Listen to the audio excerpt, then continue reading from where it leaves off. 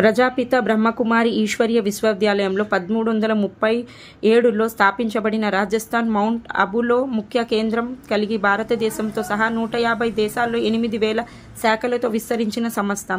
ఈ సంస్థ యందు ఆధ్యాత్మిక జ్ఞానము, రాజయోగ శిక్షణ ద్వారా సుఖమయ మరియు శాంతిమయ జీవన విధానం గురించి శిక్షణ అందించబడింది. ఈ సంస్థ యొక్క నర్సరావుపేట స్థానిక శాఖ 1989లో స్థాపించబడింది. ఈ శాఖ నూతన భవన నిర్మాణం పూర్తి చేసిన సందర్భంగా నూతన భవనమైన భాగ్యవిధాత భవనం ప్రారంభం కార్యక్రమంలో జరపబడినది.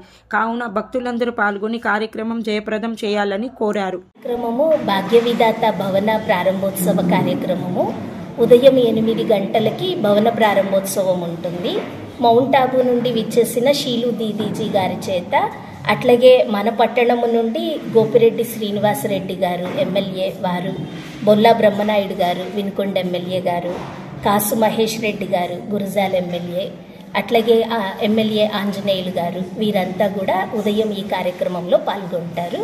భవన ప్రారంభోత్సవం తర్వాత ఈ ప్రారంభోత్సవానికి సంబంధించింది తర్వాత కార్యక్రమం అంతా కూడా కాసు కల్చరల్ అసోసియేషన్లో జరుగుతుంది. సాంస్కృతిక కార్యక్రమాలు, సన్మాన కార్యక్రమాలు. అలాగే సాయంకాలము అంటే షీలు దీదీ గారు ఎడ్యుకేషన్ వింగ్ నేషనల్ చైర్పర్సన్ అయిన కారణంగా వారు సమాజంలో ఎలా మనము విద్య ఆధారంగా, నైతిక విలువల ఆధారంగా సమాజంలో నవయుగాన్ని, స్వర్ణిమ యుగాన్ని ఎలా తీసుకురాగలం అనేది వారి అనుభవయుక్త విషయాలని ఇంప్లిమెంట్ చేయాలంటే మనం ఏమేం చేయాలి అనే దాని గురించి కూడా వివరిస్తారు. దాన్ని ఆధారంగా చేసుకుని ఒక గెట్ టుగెదర్ ప్రోగ్రాము సాయంత్రం 6 గంటలకి ఏర్పాటు చేయడం జరిగింది. ఇక్కడ ఈ స్థానిక భాగ్య విధాత భవనంలో happy life and healthy society, happy life and healthy society అనే సబ్జెక్టు గురించి గెట్ టుగెదర్ కార్యక్రమం ఉంటుంది. దీనిలో ముఖ్య అతిథులుగా రవిశంకర్ రెడ్డి గారు ఎస్పీ వారు విచ్చేస్తున్నారు. అలాగే దేవర శంకర్రావు గారు union bank of India regional head manager, వీళ్ళు కూడా విచ్చేస్తున్నారు. ఇది రేపంతటా జరిగింది. లోతేటి శివశంకర్ గారు వారు కూడా విచ్చేస్తున్నారు. సాయంకాలం ఇలా గెట్ టుగెదర్ కార్యక్రమం ఉంటుంది. ప్రజాపిత బ్రహ్మకుమారి ఈశ్వరీయ విశ్వవిద్యాలయము ఇది ఒక ఆధ్యాత్మిక విశ్వవిద్యాలయము. ఈ విశ్వవిద్యాలయము 1936 పాకిస్తాన్ సింధ్ హైదరాబాద్లో స్థాపించబడినటువంటి ఆధ్యాత్మిక విశ్వవిద్యాలయము. దాదా లేఖరాజు ఒక వృద్ధ మానవుని శరీరాన్ని పరమాత్ముడు ఆధారంగా తీసుకున్నారు.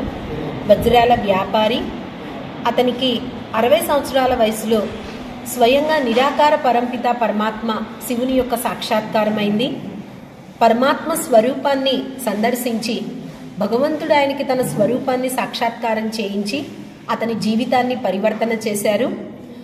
స్వయంగా నిరాకార పరమాత్మ శివుడు ప్రజాపిత బ్రహ్మ అనే నామకరణం చేశారు. బ్రహ్మాండంలో ఉన్న పరమాత్మ ఎవరి శరీరంలోనైతే ప్రవేశించారో ఆయనకి బ్రహ్మ అని పేరు పెట్టారు. ప్రజాపిత బ్రహ్మ ముఖార విందము ద్వారా ఈశ్వరీయ జ్ఞానాన్ని, సహజ రాజయోగ శిక్షణ నేర్పిస్తున్నారు.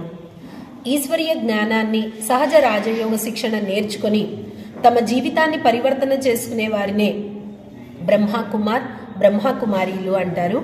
అందుచేత దీనికి ప్రజాపిత బ్రహ్మకుమారి ఈశ్వరీయ విశ్వవిద్యాలయము అని పేరుంది. విశేషంగా ఏంటి అంటే ఈ యొక్క విశ్వవిద్యాలయము స్త్రీల యొక్క ఆధ్వర్యంలోనే నడుస్తుంది. పరమాత్ముడి సృష్టిపైన అవతరించిన సమయంలో అంటే 36వ సంవత్సరం ముందు నుంచి మనందరికీ తెలుసు స్త్రీలకు సరి అయినటువంటి గౌరవం లేదు. స్త్రీ అంటే 4 గోడల మధ్యలోనే ఉండాలి, ముసుగులోనే ఉండాలి అనేటువంటి భావనలు ఉన్న సమయంలో స్వయంగా భగవంతుడు స్త్రీ శక్తిని ముందుంచి స్త్రీల యొక్క ఆధ్వర్యంలోనే ఈ విశ్వవిద్యాలయాన్ని ఏర్పాటు చేయించారు. కాబట్టి ప్రపంచంలో ఇది ఒక విశిష్టమైనటువంటిది ఆధ్యాత్మిక విశ్వవిద్యాలయము, స్త్రీల యొక్క ఆధ్వర్యంలో నడుస్తున్నటువంటి విశేషమైనటువంటి విశ్వవిద్యాలయం. అంటే విశ్వ ప్లస్ విద్యాలయం.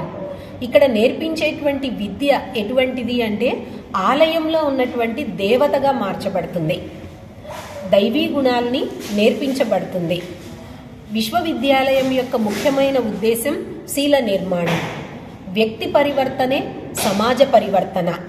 ప్రతి ఒక్క వ్యక్తిలో ఆలోచనలను పరివర్తన చేసుకున్నప్పుడే సమాజం మారుతుంది. ఈ రోజుల్లో ప్రపంచంలో ప్రతి ఒక్కరు వాళ్ళు బాలేదు వీళ్ళు బాలేదు అనుకుంటాం, కానీ నేను బాలేదు అని ఎవరు అనుకోవట్లేదు. కానీ ఎవరికి వారు ఎప్పుడైతే నేను బాగుండాలి, నా ఆలోచనలు బాగుండాలి, ప్రపంచం కోసం నేను అన్ని మంచి సంకల్పాలు చెయ్యాలి, ప్రపంచంలో ప్రతి ఒక్కరూ సుఖ సంతోషాలతో ఉండాలి అని ఆలోచించే విధానాన్ని విశ్వవిద్యాలయంలో నేర్పిస్తారు. మేము విశ్వవిద్యాలయంలో నేర్పించేది ఏంటి అంటే పాజిటివ్ థింకింగ్ యొక్క టెక్నిక్స్. మన ఆలోచన విధానాన్ని సకారాత్మకంగా ఎలా పరివర్తన చేసుకోవాలి.